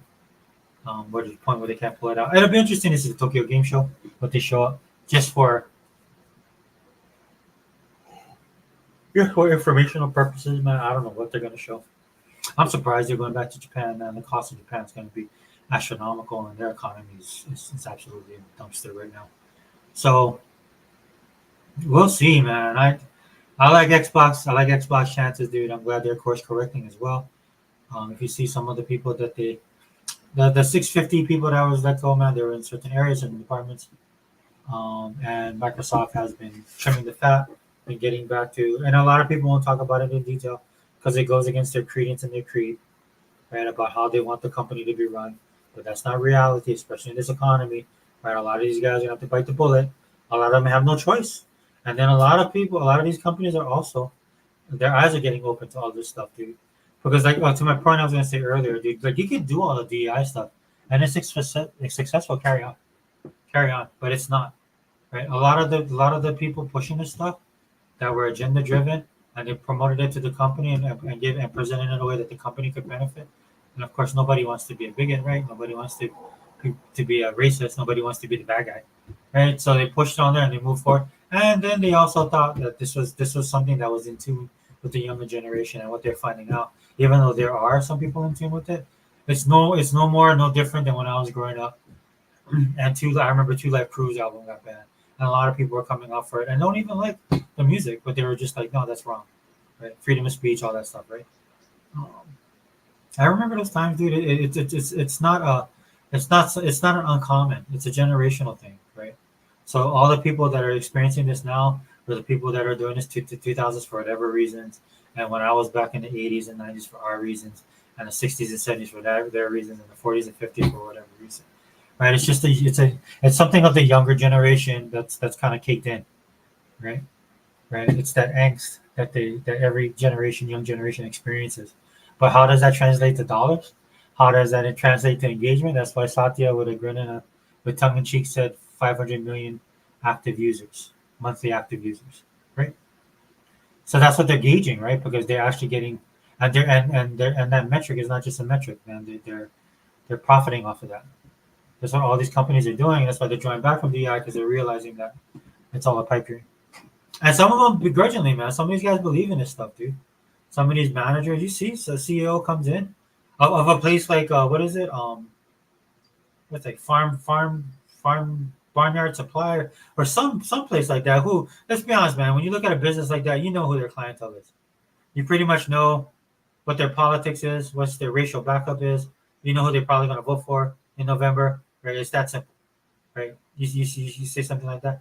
Then they hire some hotshot comes in there, and then they just change everything. They try and change everything, which makes absolutely no sense. You see that happen with a lot of these. What was it? One of the I forgot that other place, man. There's another place that did that, dude. Whose patrons I would guarantee is I would say like 80% of the people that shop there voted for Trump, right? And then you want to introduce DEI. You want to do gay pride. Right? Like look, Target I understand, Walmart I don't agree, right? Like these companies right there because they have bigger swaths, right? And they're able to do it because even if you don't agree with that, dude, everybody wants to pay $1.99 for milk, $2.30 for milk, right? You're gonna get the bargains and stuff like that, right? And but then again, that's what causes again to double, to triple, to quadruple down, thinking that there's and then some of these dudes, man, these people in these positions, dude, they think they're successful. Like, see, we're working. It's like, no, it's not working, dude. It's just people aren't saying anything. But then they do what everybody always does, right? They instead of hedging their bets, right, they just go all in, all in. They're like all in, put their cards on the table, and that's when they get smacked down. And that's what you see happening right now. And I'm loving every minute of it, right? Because these guys deserve this stuff, dude. It wasn't about talent. It wasn't about lack of talent. It wasn't about lack of representation, dude.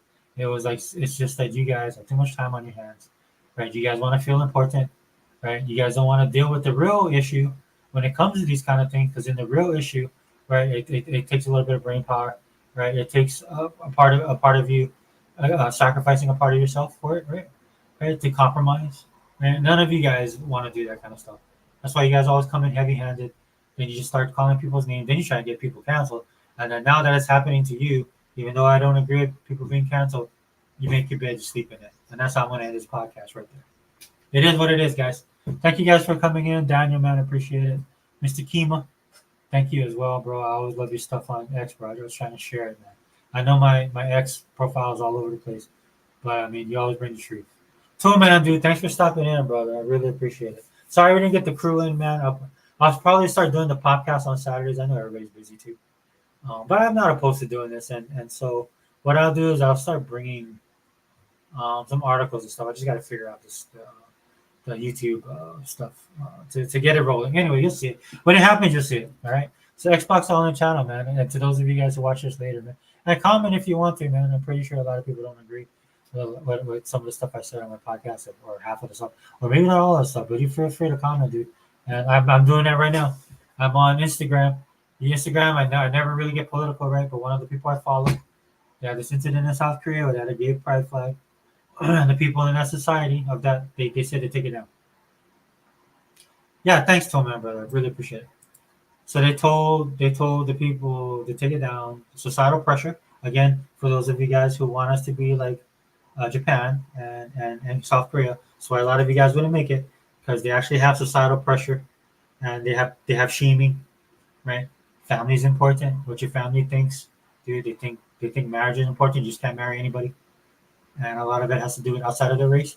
Okay, okay, that's how they're able to stay 99.9% uncut, unadulterated, right, of the race that they are. In fact, that's most countries. Just to give you guys a little heads up. You live in the most diverse, and the West is the most diverse, and you live the most diverse country in America. So for all of you guys over there that says, "Well, I want to be, I wish we were just like Japan." No, you don't. You guys won't be able to handle that, dude. You guys, because most people in the U.S. they can't keep their mouth shut. That's problem number one. If I'm just being honest with you guys, people in America can't shut up. And I'm not saying that you should, dude. I mean, you know, there was a war fought for the rights that you have. Now, some people could be better, in the way they use those rights. Um, right? But this is why, again, a lot of you weeaboos, a lot of you Japan files and out there thinking that because you like certain things and because of your personality, and I find that everybody else can do that. Now check that at the door, dude. 99.9% of this, I'll say, I'll be nice. 95% of this country cannot do it. That's why America is the way it is, and that's why we're not nothing like Japan. Dude, I'm telling you, man, it's just a lot of that stuff is caked in. So you know, but again, going back to that flag, South Korea, right? And then they took it down, and then you have people commenting on Instagram, mostly people that are not from South Korea. Most, like me, I'm not from South Korea, right? I know more about Japanese culture than I do South Korean culture, but I am engaged in the pop culture, and I am an American, so I made my comment. I said, "Hey, good for you, South Korea, right? Don't you know, stay to your societal norms. You be you, right? There's a reason why you like some of the stuff that comes out of South Korea, whether it's its food, its content, and stuff like that. That's all attached to their culture, and their culture is a certain way. When you start messing with that, all of this other stuff comes falling apart. As you can see, what's happening in the United States of America. So that was my comment. It says, "Good job, South Korea. Don't become like the U.S." Right? And somebody, I was surprised. I got a bunch of hearts on there. And in fact, I went back and looked at the video, man, where a ton of people agreed with that sentiment. And then you have your outliers that come in there and try and stir the pot. You can tell like they're like 14-year-olds. I don't see anything that's wrong with this kind of stuff, or whatever. Right? And then one guy commented on mine, which is fine. You can comment, right? And he's talking about the typical stuff, dude. It is what it is, right? And then I just basically commented back to the dude. Look at San Francisco, right? It always starts a little small and then it rolls out of control. And this is why we have the cultural battles we're having now, right? And this is why people have lost their jobs. And this is why people's accounts are being suspended. This is why you can't say certain words on YouTube, right? Because this is the climate we live in because of this stuff, right? Because of this agenda-driven crap that we're living in. Basically, we're living in a society full of hall monitors, right? They think what knows is better for you. You know, it'd be funny, dude, if I actually took my Bible and just opened it right now and started preaching to you, right? How offended people would get by me saying this stuff. Oh, why are you saying that? Why are you trying to tell people how to live? This is literally what they're doing. This is literally what everybody that does DEI does. Right? And I don't need a new religion because I have my own. I don't need a new faith because I am a man of faith. I'm already a Christian, and I don't need any other God. I have one. I have the one and only true God, and that's good enough for me. So anyway, I'll roll out on that. Xbox Online channel. Host take it forever. We out.